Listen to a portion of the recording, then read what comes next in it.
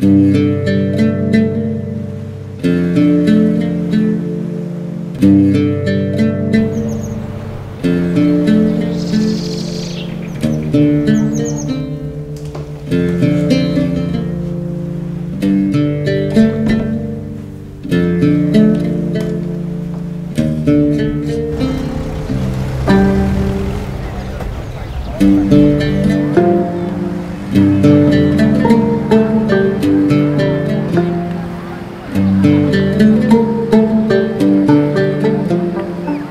Avišem jsme se seznámili online na chatu, Facebooku, když jsme spolu hráli Farmville.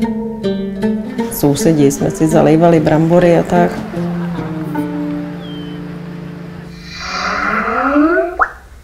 One, two, three, four. Yeah, 1, 2, 3, 4. I'm looking at you. Don't look at me and make me company. It has now been around 10 years. We came to know each other.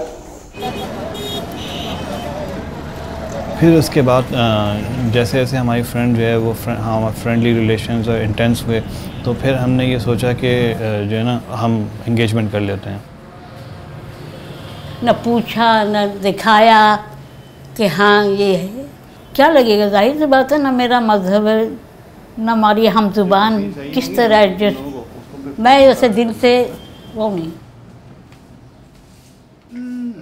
Vzali jsme se v červnu 2014 na Srí Lance. Tabiš požádal o víza do Čech, který mu byly zamítnutý.